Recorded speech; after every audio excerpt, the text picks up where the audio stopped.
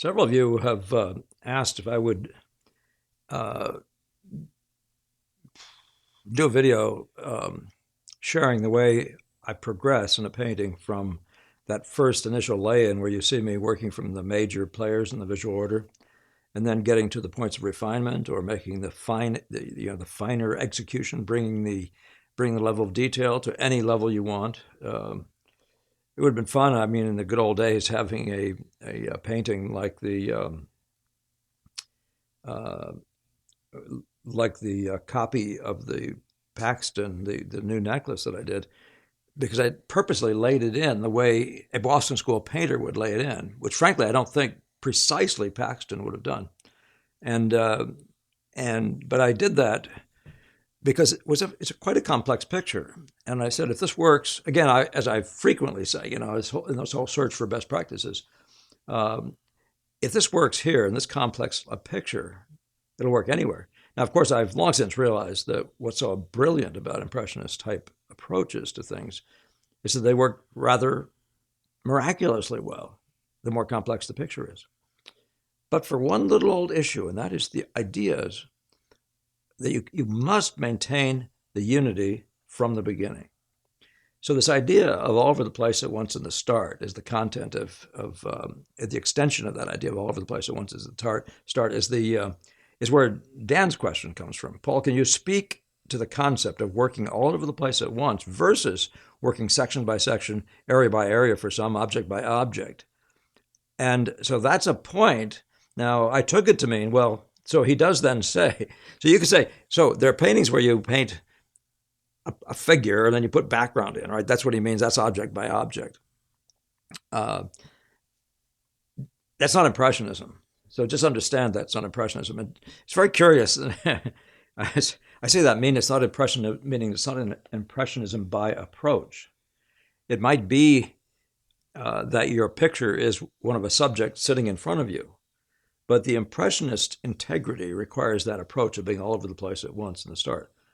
All over the place with color relations, value relations, light effect relations, size relations, edge relations, shape relations. The dance, all these players, all the musicians performing simultaneously is the very structure of the Impressionist method.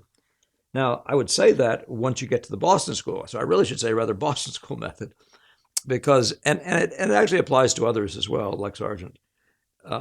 But so it isn't as much Monet because Monet delays, he defers the execution of anything related to edges and shape till sometime later, as if the whole process is one of just putting that off, like procrastinating on that. Well, the Boston School Impressionist says we do everything at once. The entire package is there, and that's so you must begin doing that in the start, or you won't have the sense to be doing it. You won't know even how to do it as you progress along. Dance. So the question, if we can bring that back, is: does this change from the establishment of the start, covering a larger area, to higher levels of finish, spending more time with specifics? Is this based on practical wet into wet and visual hierarchy of importance concerns? So, yeah, when you use the expression hierarchy of importance, you're talking about Impressionism. You're talking about a comprehensive Impressionism, right? At the beginning, as if you're a Monet Impressionist, you're just talking about color relationships, and you are definitely trying to find out what's the lightest light and the darkest dark, and you're trying to find out what the most chromatic notes are and the play of the various red to blue to yellow to whatever is happening out there. In this very relational but fairly limited color value way. Uh, and as I've said, you'll see paintings by Metcalf, Willard Metcalf, who's an American painter you should know about if you care anything about the extension of the way of working of Monet. So you might say quite literally into American art and pushed along with having the drawing pushed along. So I'm just going to go ahead and look at some pictures with you, and we'll talk about these things as we go. So these two are starts by me, right? You've seen the one on the right already. The one on the left is it's just sitting here in front of me, actually. It's a, um, it's a study. You can see I'm wearing the same jacket, but it's so difficult to tell when I'm doing this myself whether this image works. But you can see that as a start and it's just a study for something larger. But I showed you. I intend to take this picture and actually work the next level and show you what I did and how I keep things together. Okay, I'm going to do this over time and partially in response to Dan's question. So I'll undoubtedly bring this back up again to you for you. But what you can see in this, in both of these, if you take this one that you've seen before, as I've explained it to you, you can see I have the lightest light and the various lights and their color differences and those sorts of things. I have the darkest darks wherever they happen to be, and their interplay of all the other values as it relates to the massing, the big color values, the reds playing to the reds, all right in their relationships to each other. The placements of things, the exits out of the picture, hugely important. All these various exits, really, really important for this composition. So what we're trying to do is be all over the place at once in the start, okay? It's just huge, right? Be all over the place at once in the start. Because we need to set up the colors we're going to paint, wet into wet, as Dan points out, with, right? So this kind of a lay-in, the one on the left, this kind of a lay-in here actually has the same content as the other one. Here's the darkest dark, shall we say, and the lightest light between this, maybe this up here, the lightest lights. And you can see that all the color values are trying to be right to each other to the point that it actually sets up rather a color scheme, right? You can begin to see what the color scheme is going to be. It has the establishment of the exits in the same way, because remember, you're designing right here, and you have to get, in the course of this 2 or 3 hour setting, you actually have to get your design done. Now, that's one of the reasons why you can't work on 1,000 little details in here, and why we work from the greater to the lesser, from the major to the minor. So we're dealing with the great form of the head here, or beard, or any of that stuff, without a mouth or noses or any of those things, because we don't have time to do this, because we have to establish this. We have to establish this exit here. We have to establish top and bottom, which is probably something like this combined with this, maybe even this, setting up the lower part. I even maybe the belt line. These things, there's several of these things that we're using for top and bottom. This location here, with some of this added to it, with some of this and this, so you can see this whole area as the top, and then of course an element of the left and rightness. Like this has to be in the right place. This has to be in the right place. This is what I call left and rightness. This is the location on this line over here of this, like at roughly thirds or so. This is a location that's not half. It's left of half. So these are all things, by the way, this is so difficult when you're trying to paint a portrait of yourself. You have to align yourself every time you back up. You have to align yourself. It drives me nuts. I'm not very comfortable with it. But and it does slow the process down a little bit. But by the end of the day and the start, you actually have to have all the color relations reasonably well, for considering that they're major and they're not little. Although you can see by looking at this that I'm working with a lot of broken color. It's one of my agendas actually is to, if I adjust a color, to adjust it with color side by side, so you can actually see that what was a green has now become an orange green or a yellow green or something. The screen is too small for me to actually look at with you that way. But my conversation before was I continually change the colors before my eyes, right, on the canvas. I don't remix colors over and over again, because for two reasons. One is truly the Monet one, and that is that I want color integration without being overly mixed. And if you mix on the canvas first, even if it's not integrated on the canvas, by the time you get it laid down up on I meant on the palette. By the time you get it laid down on the canvas, it's going to be doubly mixed, and so it's going to turn into something close to mud. It doesn't have to necessarily be muddy, but it'll be more muddy than it would have been if you'd pre-mixed it, if you hadn't pre-mixed it and just did the adding up here. But that's a different discussion. What you'll see when you get this thing in pretty good order, though, is you'll see the value order is pretty good. You'll see the color relations make up the color scheme you wanted. You'll see the visual order of the effects, so much so that this hand will appear to be sticking out in front of the head. You'll feel that, right, that it actually projects. And the relative depth of things, one in front of the other, is going to actually be showing but it's just a gift, right? It's just the gift of the visual order of the top players. I do most of the work in every case, right? So Okay, so the question now for Dan, I do believe, if he understands this one and knows that this part here isn't different, I'm going to go back and look at that question because there's a part of that first part that I had to read twice. Can you speak to the concept of working all over the place at once versus working section by section, area by area, object by object? So I've been through that before, Dan, and I know I've done it in a way that you would have picked up on already. Uh, if you're talking about different ways of working, right?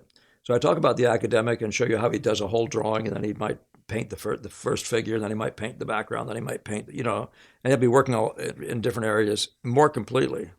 If you're Jerome, you'll see he tends to work less completely, and even Gamel, the ones we showed you before, you can see that he gets all these things going, the complete figure, but not fully resolved, the complete background, but not fully resolved. You see a lot of that even with Rembrandt or Rubens in that kind of work.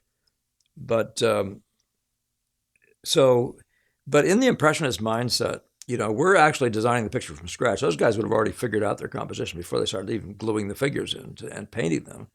We're actually composing on the spot, right? This is what we do.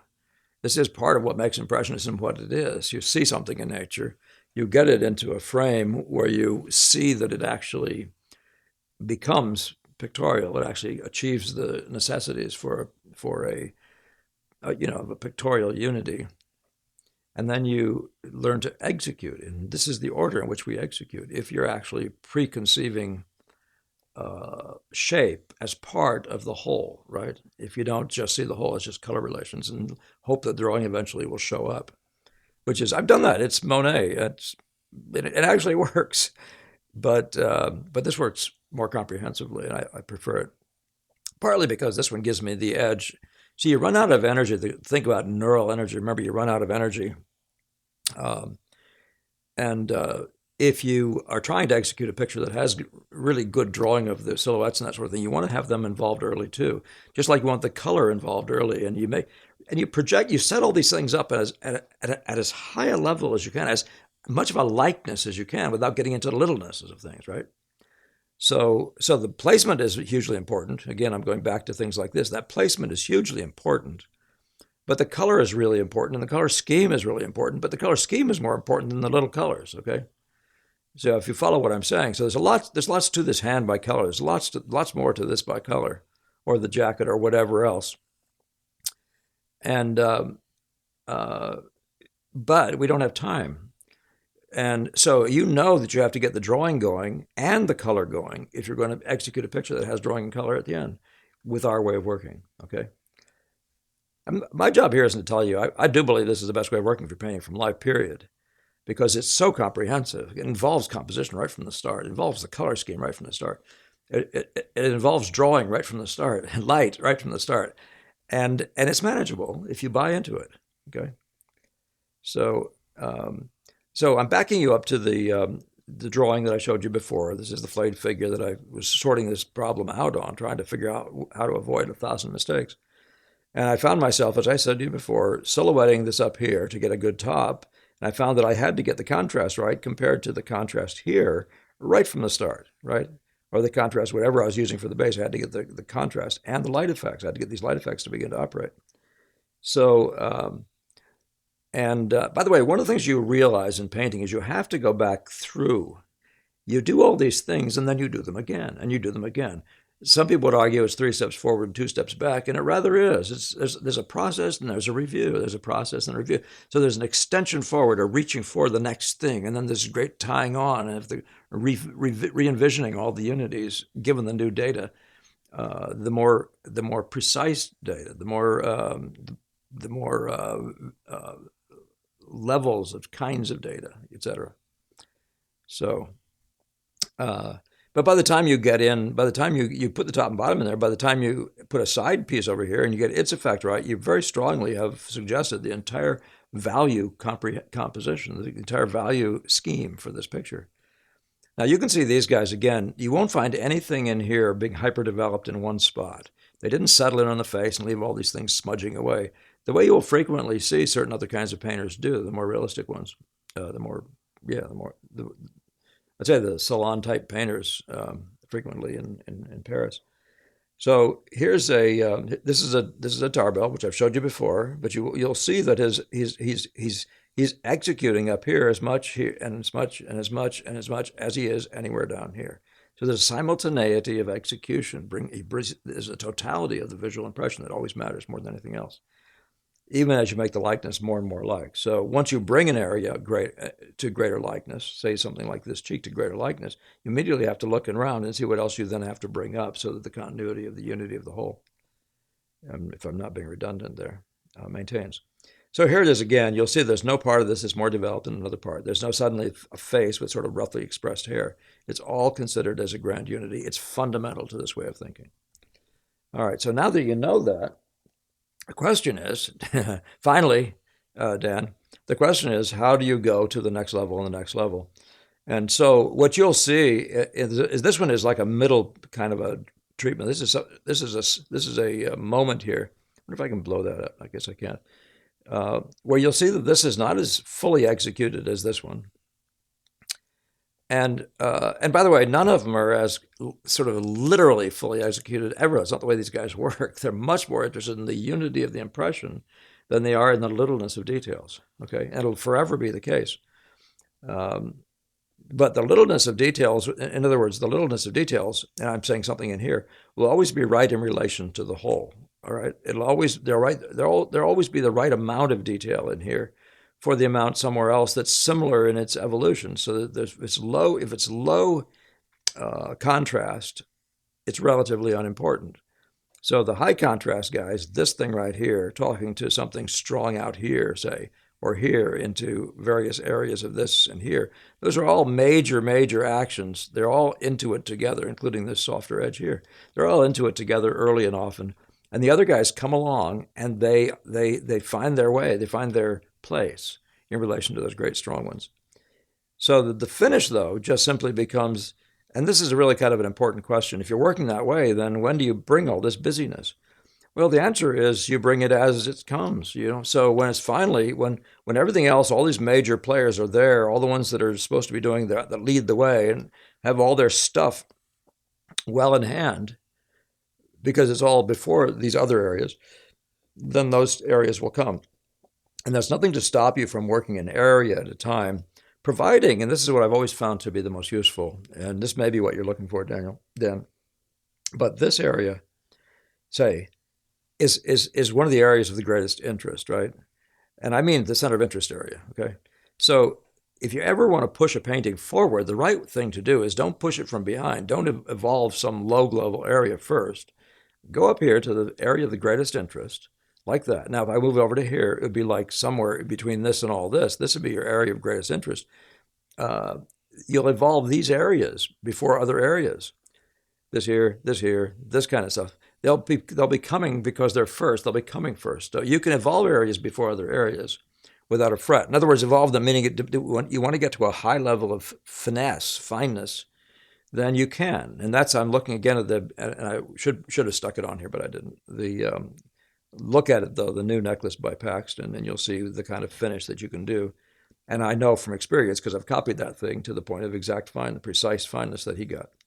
So what I'm saying about this, though, is that this area can be developed before the others, and it will never look wrong. But it can't be developed much before this, right? So these big notes and all this big stuff has to be on there. So you won't let this get so far ahead. These things will have like the greatest chromas are down here. Why would we be doing this? These chromas set up this one, and vice versa, right? They have to be right in relation. So I have to know what the color values are. And some of that thing is determined by a line like this with a silhouetting edge and all sorts. So we have their shape issues and there's relative busyness issues, right? So if you blur your eyes, though, you see this picture is comprised of 1, 2, 3 spots, right? This big one here that maybe involves some of this one here, and this one here. These are the primary spots, and they can be evolved ahead of the other stuff. These things can be allowed to float unfinished, more or less unfinished. And you can see lots of areas in this Benson that remain rather unresolved. Not that he hasn't been there at all, but he hasn't put the time in that he's put into certain other areas. And that's the way it evolves. So you're looking at an intermediate stage, and I would say a final stage, a secondary stage here. Now, in some paintings, you know, there's a sense of texture in this area here. And this picture, even as a start, won't look right if this isn't textured feeling. So at the beginning, this may just show texture. much like I talked about the rocks of Monet on that ocean front. Uh, but the amount of drawing, the drawing required here, and the specifics of the drawing in this area are far more important than anything here for some very long time. So you'll see where he's worked, where he's put in the most work, but he's put in serious work here. Obviously, seriously work here because this is actually this combined is his center of interest area. But because of its strength and its uniqueness over in this area, it's got a certain strength. It's got to be evolved soon. This is a busy area, so it's got to be evolved soon. Now, this is for a long time. It's going to look busy, but not be articulated. All right, and that's a hard art, but you could learn to do that, and so on. So, an area, any place you go, then beyond what we've looked at before, you're still going to evolve this area as a unit, and you're going to do it in the visual order. This will be first. Something like this may be second. You'll be dealing with how they relate to each other, and you'll be doing all the stuff related to their colors, their values, and these things here will have already been set up. This edge here in particular will have already been set up right to be right to this, to this, to this, to whatever is happening everywhere else in the picture. That's why your start looks the way it does. But there's nothing to prevent you from developing this whole area, if you like, as an area, if it's fallen behind as an area. But typically that's not what happens. Typically it's an area like this. It just says, you know what, this area has much more strength, more importance visually, and therefore I really have to put time into this. And all of a sudden you see that actually because of what you did there, it's going to require more time here too. And there's something like that, a necessity. So the leadership of this entire way of working is in the dominant areas, the center of interest. And as the articulation happens, it happens first there. And I think that's where I better leave you on this one, all right? So, Dan, I hope that begins to answer your question. I'll do this review again. So the question of, is it based on practical wet into wet and visual hierarchy of importance concerns? Every area you ever go to you have to be able to open it up and put it back into wet condition. Wet into wet is the way we work, and it's one of those other things about the way we work. It's a craft-related thing. It creates more opportunities to do better work in terms of the look of things visually. You don't wind up with funny little outlines of drawings and things. That's a different kind of when you work from outlines, when you work from lines per se, even like in Gamel's work, you'll find that he frequently just left them there because he was happy with the big. But if you're an impressionist, you're not. And there's a certain, if you want to call it pride, I don't think that's quite the right word, but it's really a necessity, a visual necessity of having the edges play right to each, feel right to each other. Some of which feel like wet edges, some of which feel like ratty edges, some of which feel fluid and soft, and and the transitions are fluid. Those kinds of looks require paint to make. So wet into wet is a big part of what we do. But of course, the visual hierarchy of importance, that requires you to be all over the place at once, from the beginning to the middle to the end. And yes, the answer is if you work area by area, and you can, and I know I'm putting words in your mouth now, but you can work area by area, but only in the visual order of the areas, and then only to the degree to which the rest of the painting allows you to evolve it. Otherwise, if you're going to push anything past, we'll go right back to that point again. If you're going to push anything ahead, let it be from the center of interest, from the dominant areas, okay? Let those areas be, quote, finished first, and you'll have the least likelihood of your picture falling apart pictorially. All right. Good luck with that, Dan.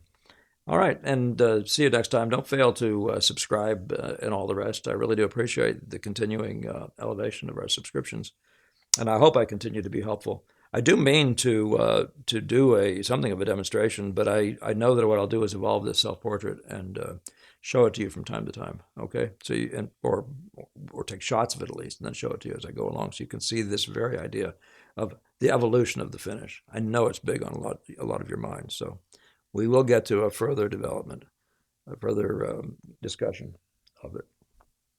All right, good, do well.